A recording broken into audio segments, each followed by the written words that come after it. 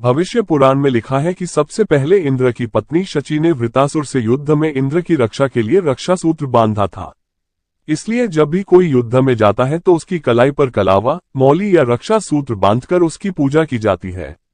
देवी लक्ष्मी ने राजा बलि को अपना भाई बनाकर हाथों में अपने पति की रक्षा के लिए ये बंधन बांधा था और अपने बंधक पति श्रीहरि विष्णु को अपने साथ ले गई थी। दूसरी कथा हमें स्कंद पुराण, पद्म पुराण और श्रीमद् भागवत पुराण में मिलती है।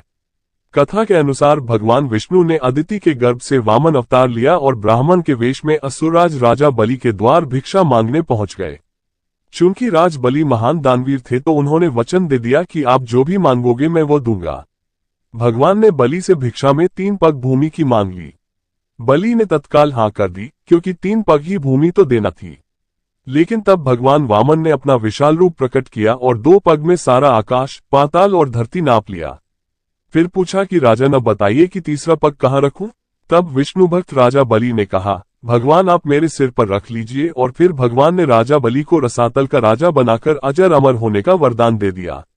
लेकिन बलि ने इस वरदान के साथ ही अपनी भक्ति के बल पर भगवान से रात दिन अपने सामने रहने का वचन भी ले लिया। भगवान को वामनावतार के बाद पुनः लक्ष्मी के पास जाना था, लेकिन भगवान ये वचन देकर फंस गए और वे वहीं रसातल में बलि की सेवा में रहने लगे।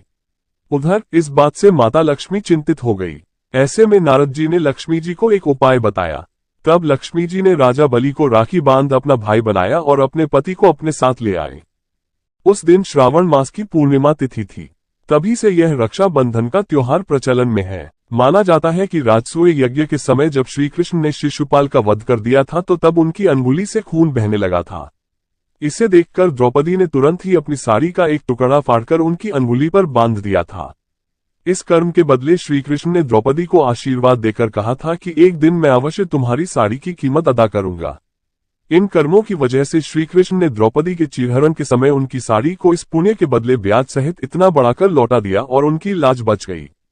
कहते हैं कि इसी के बाद रक्षा बंधन पर बहन द्वारा राखी बांधने की परंपरा की शुरुआत हुई। उत्तर भारत में रक्षा बंधन वाले दिन अर्थात श्रावण की पूर्णिमा को राखी का त्योहार मनाया जाता है, जबकि दक्षिण भारत में समुद्री क्षेत्रों में नारियल पूर्णिमा का त्योहार मनाया जाता है। नारियल पूर्णिमा खासकर सभी मछुआरों का त्योहार होता है।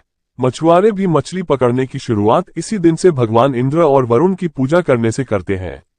पूजा के दौरान विधिवत रूप में उन्हें केल के पत्तों को समुद्र किनारे नारियल अर्पित किए जाते हैं। इसीलिए इस राखी पूर्णिमा को वहां नारियल पूर्णिमा भी कहते हैं। दक्षिण भारत में ये त्योहार समाज का हर वर्ग अपने अपने तरीके से मनाता है। इस दिन जनेऊ धारण करने वाले अपनी जनेऊ बदलते हैं। इस कारण इस त्योहार को अभित्म भी कहा जाता है। इसे श्रावणी या ऋषि तर्पण भी कहते हैं। प्राचीन काल से ही राखी के रूप में मौली या कलावा बांधने का प्रचलन रहा है। हाथ के मूल में 3 रेखाएं होती हैं जिनको मणिबंध कहते हैं। भाग्य व जीवन रेखा का उद्गम स्थल। भाग्य व जीवन रेखा का उद्गम स्थल भी मणिबंध ही है। इन तीनों रेखाओं में दैहिक, दैविक व भौतिक जैसे त्रिविध तापों को देने व मुक्त करने की शक्ति रहती है। इन मणिबंधों के नाम शिव, विष्णु व ब्रह्मा है।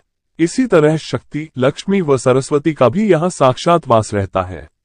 जब हम कलावा का मंत्र रक्षा हेतु पढ़कर कलाई में बांधते हैं तो ये 3 धागों का सूत्र त्रिदेवों व त्रिशक्तियों को समर्पित हो जाता है, जिससे रक्षा सूत्र धारण करने वाले प्राणी की सब प्रकार से रक्षा होती है। 7 शास्त्रों का ऐसा मत है कि मौली या राखी बांधने से त्रिदेव ब्रह्मा, विष्णु व महेश तथा तीनों देवियों लक्ष्मी, पार्वती व सरस्वती की कृपा प्राप्त होती है। ब्रह्मा की कृपा से कीर्ति, विष्णु की कृपा से रक्षा तथा शिव की कृपा से दुर्गुणों का नाश होता है। इसी प्रकार लक्ष्मी से धन, दुर्गा से शक्ति एवं सरस्वती की कृपा से बुद्धि प्राप्त होती है। यह मौली किसी देवी या देवता के नाम पर भी बांधी जाती है, जिससे संकटों और विपत्तियों से व्यक्ति की रक्षा होती है। यह मंदिरों में मन्नत के लिए भी बांधी जाती है। संकल्प के लिए भी रक्षा सूत्र बांधा जाता है। जिस तरह की राजा बलि ने 3 पग भूमि को दान में देने के पहले जल छोड़कर संकल्प लिया था कि मैं 3 पग भूमि दान करता हूं, इसी तरह रक्षा बंधन पर हम बहन को उसकी रक्षा का वचन देते हैं। मौली बांधकर किए गए संकल्प का उल्लंघन करना अनुचित और संकट में डालने वाला सिद्ध हो सकता है। यदि आपने राखी या मौली बांधी है तो उसकी पवित्रता का ध्यान रखना भी जरूरी हो जाता है।